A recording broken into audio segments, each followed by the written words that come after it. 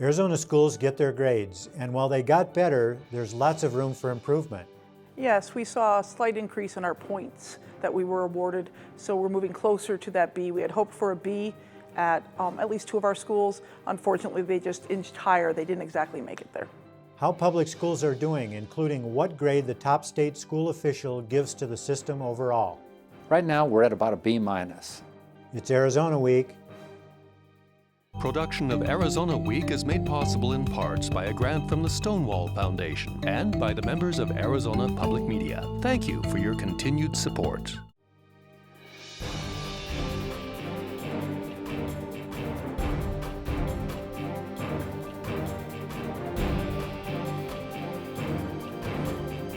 Once again, your moderator, Michael Chiha.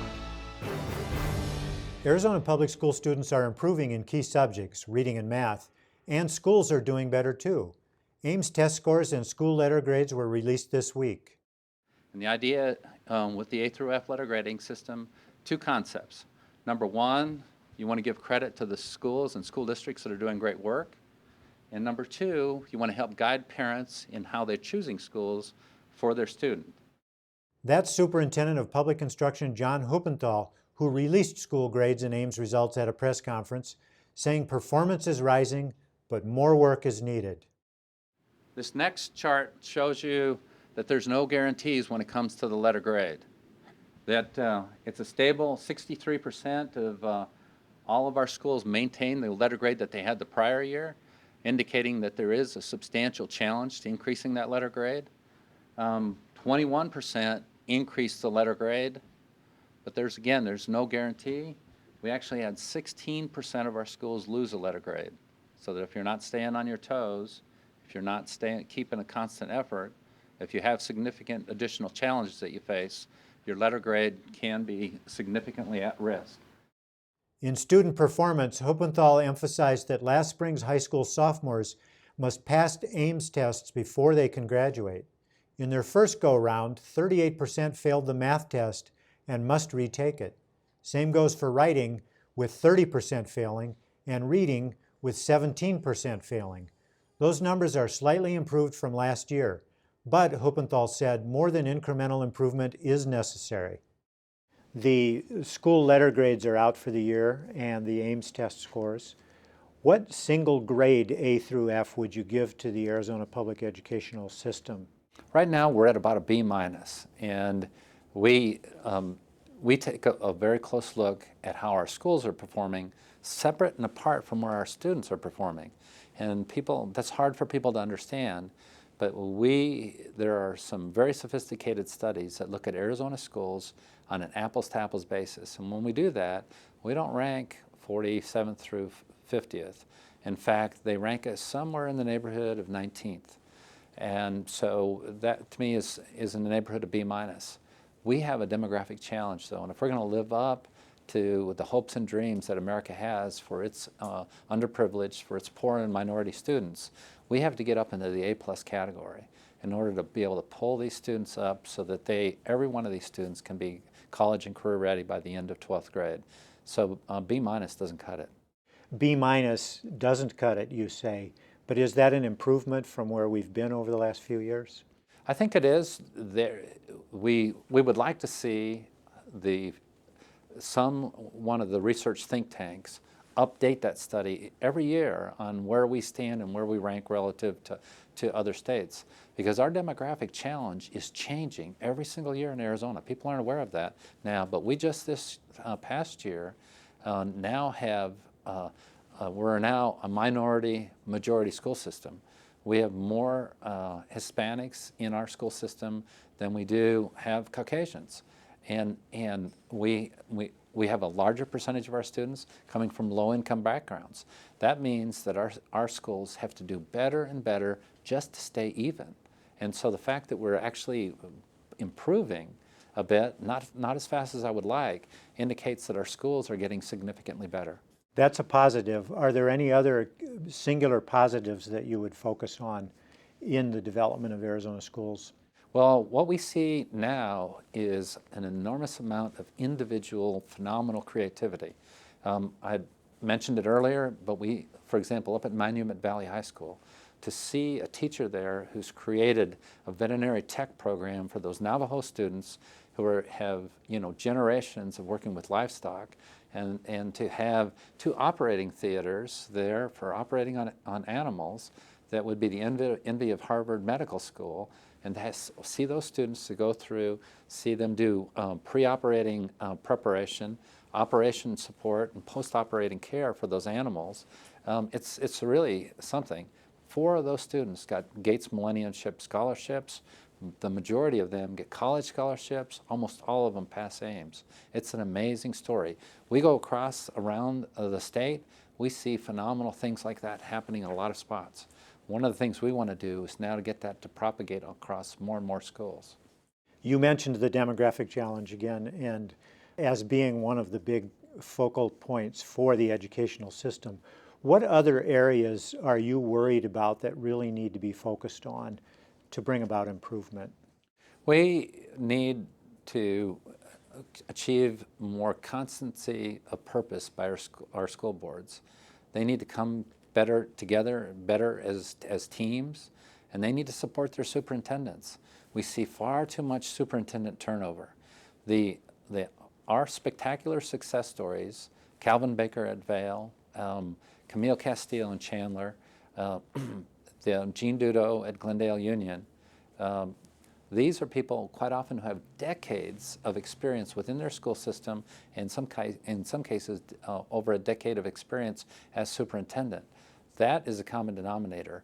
This churning of superintendents means that you can never really create an organization, the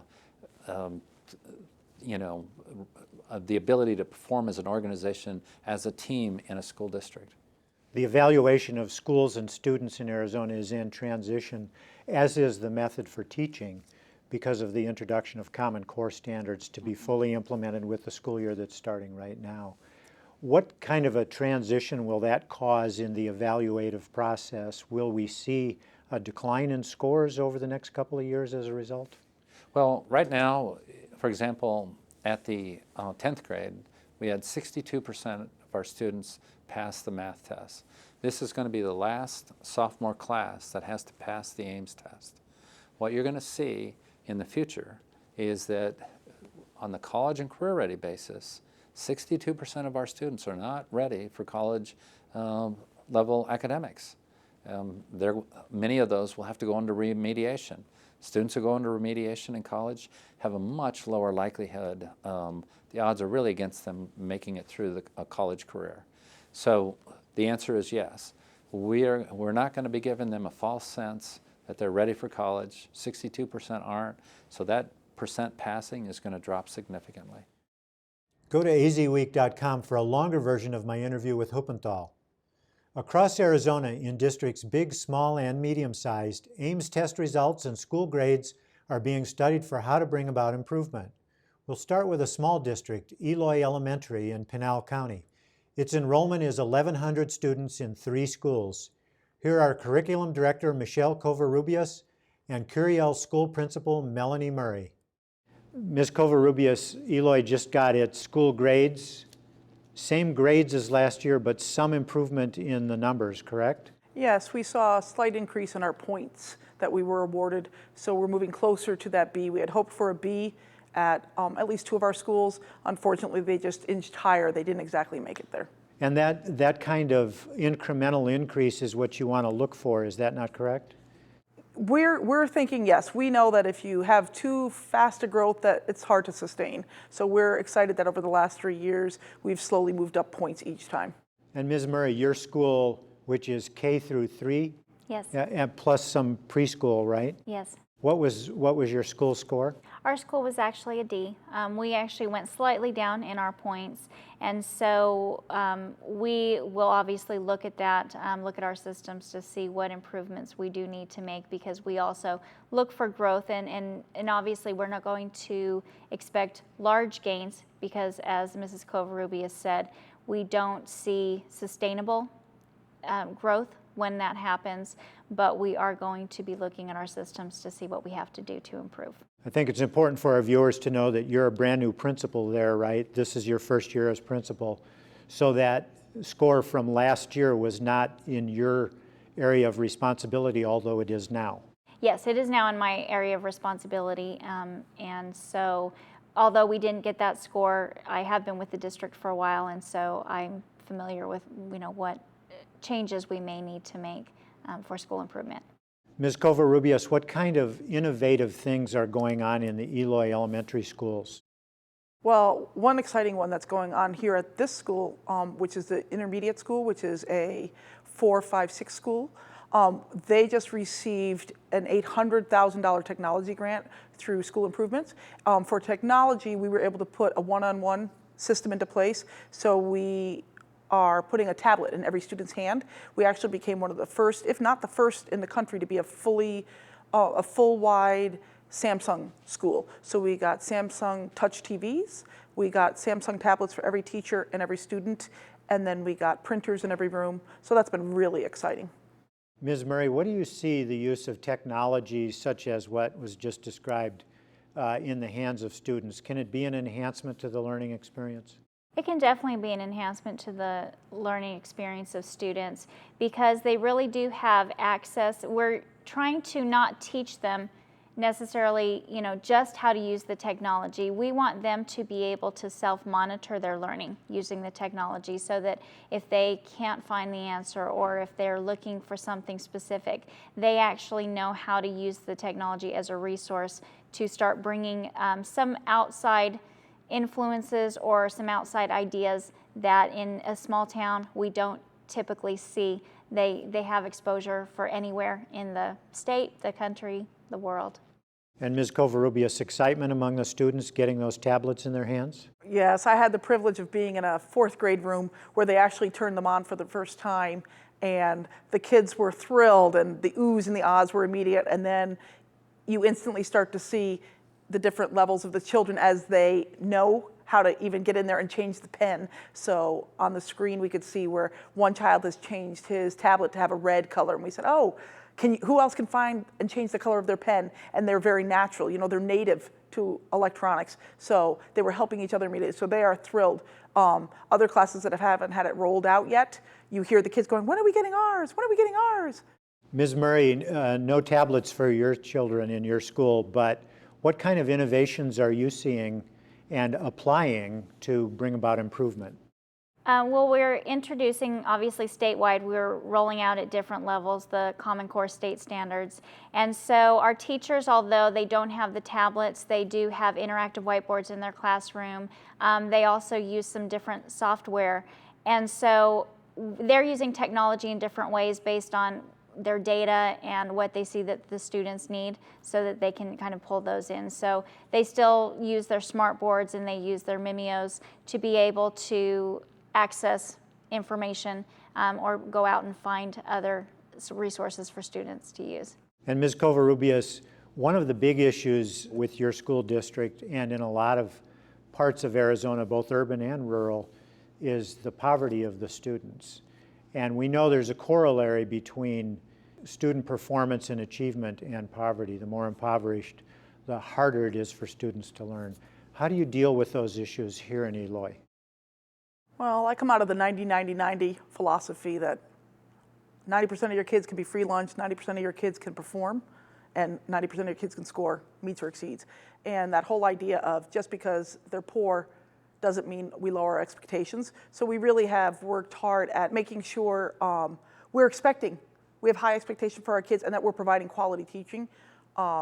Money is hard, if you don't have money to buy the materials and to find the qualified people to work. I also am the director of special ed, and to try to find a speech therapist that only comes one day a week because our numbers are small. So you have to try to find an OT or physical therapist who can come one day a week. So the same goes for curriculum. So we've kind of taken the approach of invest in teachers, not in curriculum, and give the PD to the teachers, really invest in the time building our teachers' understanding. Superintendents set the tone for their districts, and here to tell us how are Manuel Valenzuela, Superintendent of Sahuarita Unified Schools south of Tucson, and H.T. Sanchez, Superintendent of Tucson Unified. Welcome to you both. Thank you so much. Thank you. Dr. Sanchez, good results on Ames and school grades this time out for TUSD. Tell us a little bit about it. Well, I'll tell you, the great work that Dr. John Petticone and the team put into place, it really was evident in the scores. We have campuses that have really exceeded, I think, their own expectations. We had a 50% increase in A schools, and that's just an indication of the great work that was done by the team. And Dr. Valenzuela, good results in Sahuarita too. More A schools than you've ever had before, right? Right, we were very pleased. There were some definite positive indicators. We had, for the first time since the system's been in place, multiple campuses that achieved the A label. We had 2. We also had positive indicators in regards to movement from lower grades to higher grades. Specifically, we had a couple campuses that were previously C schools that are now B schools. So those were very favorable signs for us. Issues in some areas for both districts, though. Dr. Sanchez, some schools still ranking D, including a couple of the high schools. What do you do to start moving forward and make improvements there?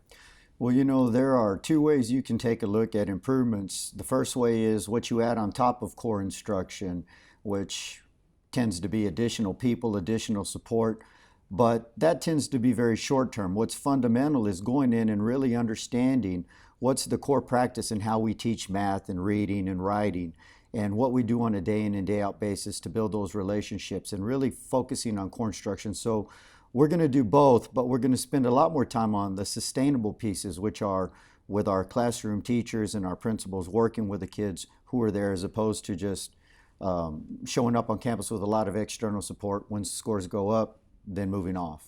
And Dr. Valenzuela, 1D school, I believe, in Sahuarita. And as you pointed out before we came on camera, lots of issues contribute to that. How do you move forward and make improvements there? Right. You know, one of the things that's really important to keep in mind is that these evaluation systems are unique indicators of effectiveness. They are important, but they are one indicator. What's really important is how you review the information that's provided and you utilize it to work with the professional staff and with your local communities to identify the areas of strength and celebrate and validate those, but also to take a real honest look at areas that can be improved and refined. We're talking about things like curriculum practices, targeted individualized instructional practices and efforts to address the needs of individual students, quality systematic professional development, and really using this information in a way that will make meaningful and long-term change in terms of the effectiveness of the school community. As Superintendent Huppenthal pointed out at his press conference this week, there are 2 sets of evaluations going on here. There's the school scores, or the school grades, and there's the Ames test scores. And the Ames test scores, of course, inform in part the school grades. What are you seeing in how students are performing in Ames, Dr. Sanchez? Well, what we've seen is improvement in how our students are performing. I mean, you don't have campuses like Ochoa go 2 letter grades forward, and you don't see campuses like Tucson High, as large as it is. Now it's a B school. You don't see that with a whole lot of individual student improvement. And a large part of that is how they did on the Ames test. And so what we're seeing is the good fundamental delivery of instruction and really understanding who students are at core and closing those gaps has improved achievement. So beyond the measures based on student growth, we see better student performance just at meeting the passing standard on the assessments. And just for our viewers' information, Ochoa School, an elementary school on the south side, high minority population, Yes. high poverty rate there.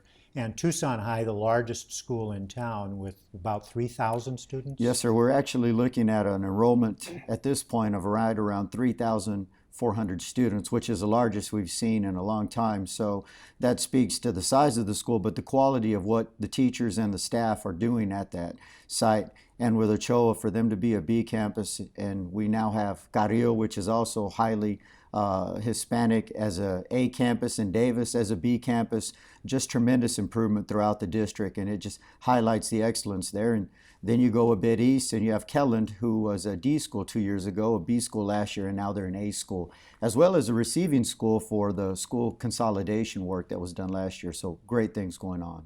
And Dr. Valenzuela, what do you see going on with the AIMS scores among students in Sahuarita? Improvements in reading, writing, math? Again, the importance of identifying strengths, weaknesses, opportunities in a real candid and honest way. We see very many favorable indicators in terms of implementing systematic district-wide practices that are effective and are going to continue to improve the learning and the success of students.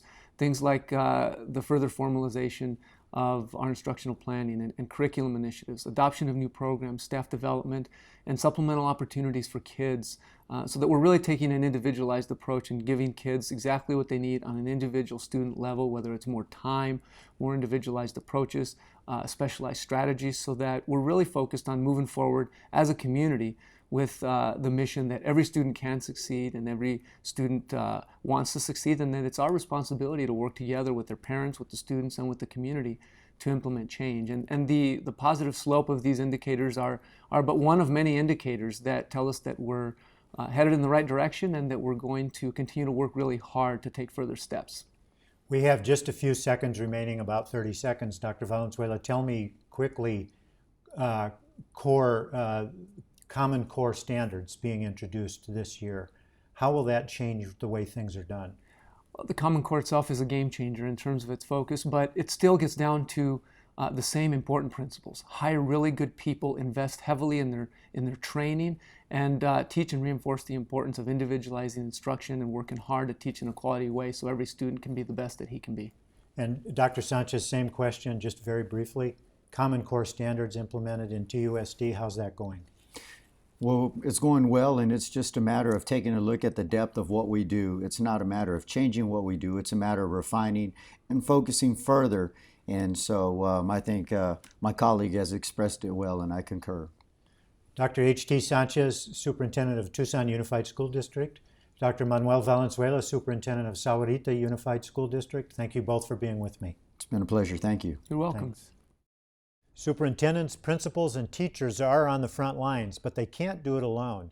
Here to discuss support for student improvement is Enrique Feldman, President of the FAME Foundation, Fostering Arts Mind Education. Welcome. Hi. Tell us what your foundation does. Our foundation works directly with students and teachers across the country, and we're leaders in professional development to help them find ways of improving how to connect with the student learners. And what kind of results do you show in doing that?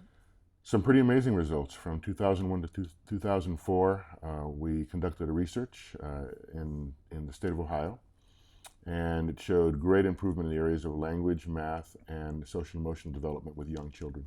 Now, this all comes from children's involvement with the arts and music. That's one of the key things that you do is enhance those opportunities for children, right? Correct. Actually, all the art forms. So dance and drama, visual arts, but with an emphasis on music. And certainly we make connections between the art forms and academic learning so that the learning becomes alive, so that the student has a desire to learn. Give an example of that. For example, using music in reading. Sure, we use something called Surfing the Words, where we read music with a soundtrack, a film score, which is also part of what I do. And so the reading experience becomes very dramatic. And then we take the shape of the music and connect it to things like story sequence, beginning, middle, end, exploring what subtext is, what foreshadowing is, but in a very dramatic way. And does the music overcome the learning process there? How can the child pay attention to the music and still pay attention to what he or she is reading? Great question. We use early classical music to begin with because the patterns are much more predictable, and then little by little, as the learner becomes accustomed to that much information coming at them, we move to later romantic classical music, and certainly the volume level has to be right. If it's too loud, it's just, it'll drown everything else out. So how does a child learn better through the arts? How do the arts enhance things like reading, writing, math? There are many ways. I could go on for a long time. In a nutshell, one of the things it improves is how the learner sees perspective, how they see things from different perspectives. There's the aesthetic quality of the arts related to emotional intelligence. There's the brain science of certain tempos and frequencies, improving the synaptical connections and how many of them are made with very young children. So it goes on and on and on, but there are many deep connections between the arts and learning. one of the things you do is emphasize early education in the arts and music and in all realms. Yes. Does early education get short shrift in the formal educational system? It has in the past, but people have been educated and are coming to know that the early childhood education arena is where it all begins. We're in desperate need of a longitudinal study that would go from pre-K all the way through at least grade 5. And with the partnerships that we have, we're beginning to look at ways of doing that. Now, there are some studies, controversial I'll say that early childhood education, especially in something like the Head Start program, fades away by the time the child is 8, 9, 10 years old, that the advantage the child got from that is gone by then. What do you say about that? I would say that's a fallacy. I would say that based on the experience and research, both me personally and our organization, and our partnering organizations across the state and the country, there is a huge advantage with a young child who receives an exemplary education at an early age, and not just academic advantages, but social emotional advantages as well.